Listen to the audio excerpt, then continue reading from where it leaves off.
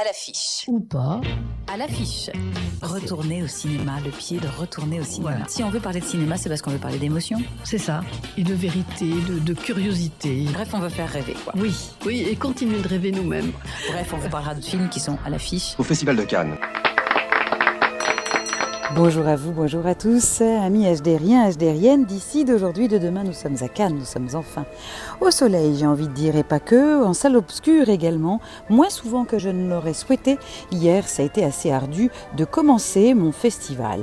Je vous épargne les petites difficultés qui sont pour vous sans intérêt, chers auditeurs et chères auditrices, et puis je viens plutôt vous parler de la cérémonie d'ouverture de la quinzaine des cinéastes. Alors donc à Cannes, nous avons plusieurs sélections, et parmi lesquelles la quinzaine des cinéastes, c'est une structure différente de la compétition officielle, mais qui propose globalement, généralement, de très bons films, également bien entendu, sélectionnés, triés sur le volet, de la même manière. Hier soir, c'était la cérémonie d'ouverture, alors avec quelques petites particularités, des présentations notamment des précaires, de tous ceux qui œuvrent pour les festivals d'une manière générale et qui ne sont pas les artistes, mais qui vont de festival en festival et qui sont maintenant menacés de ne plus pouvoir travailler puisque le système de chômage ne les indemnise plus entre deux festivals. Et donc, malgré les promesses du gouvernement qui leur a promis de rentrer dans le statut des intermittents et ça ne se voit pas.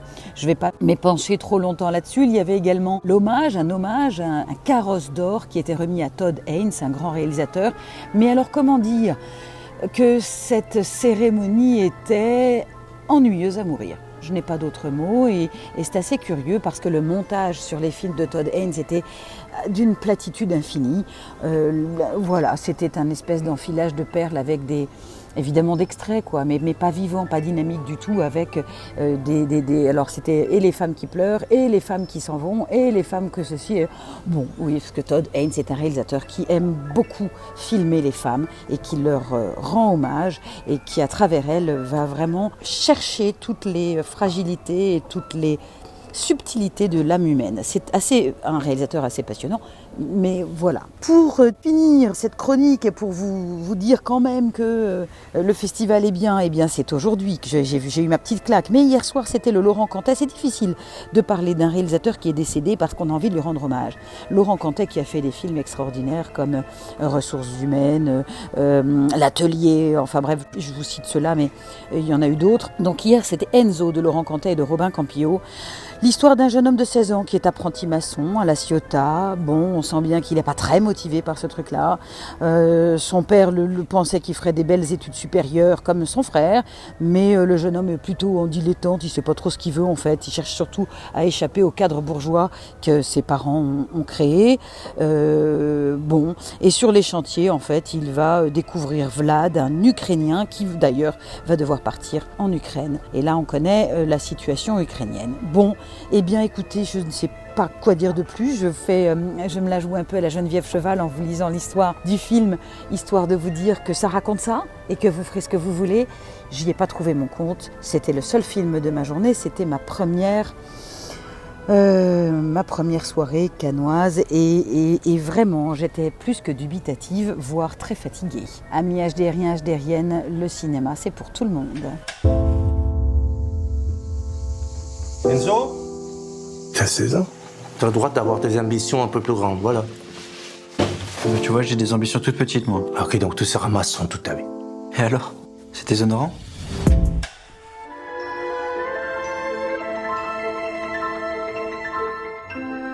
Bonjour à tous, bonjour à vous, amis HDRiens, HDRiennes. En direct toujours de Cannes, je sors d'un film qui est absolument poignant et dont il faut absolument que je vous parle, et non pas que je vous palme. Promis le ciel de Érigé Seyri, c'est dit comédie dramatique, bon c'est un peu fourre-tout comme intitulé, mais bon, Marie, pasteur ivoirienne et ancienne journaliste, vit à Tunis. Elle héberge Nanet, une jeune mère en quête d'un avenir meilleur, et Jolie aussi, une étudiante déterminée qui porte les espoirs de sa famille à rester au pays, puis qui est un petit peu jeune.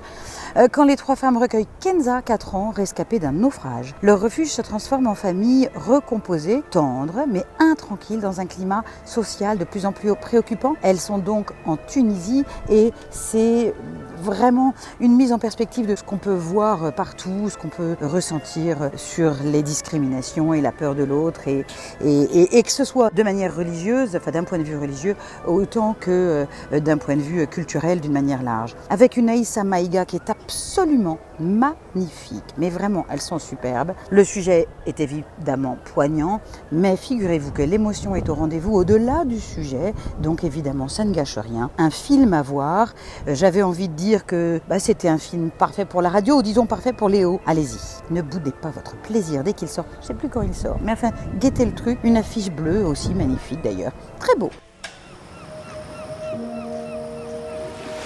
Tu es au bon endroit.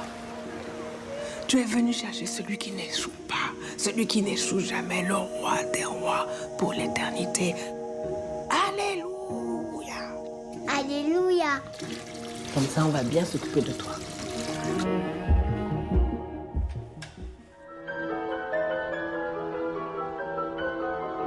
Bonjour à vous, bonjour à tous amis HDRiens, HDRiennes, d'ici, d'aujourd'hui, de demain. Au Festival de Cannes, j'ai vu Pale View of Hills, la lumière pâle sur les collines, de Kei Ishikawa. Comment parler de la mémoire, des traumatismes, comment parler des non-dits? À peine bousculé par une dose de culture japonaise, le film se promène à travers le temps et nous prend par la main, délicatement. Joli, un très joli film. La lumière y est extrêmement soignée, elle est très photographique. Les personnages féminins sont riches de complexité à voir, ne serait-ce que pour le plaisir d'essayer d'approcher des sujets dont on ne parle jamais, ou en tous les cas que personnellement je n'ai jamais vu traiter. Nagasaki, Hiroshima, mais effleuré de l'intérieur. Évidemment qu'on a parlé de Nagasaki et d'Hiroshima, mais comment les gens, les habitants, l'ont vécu après, ou comment ont-ils vécu l'après? Qu'en reste-t-il? Vraiment, un film à voir.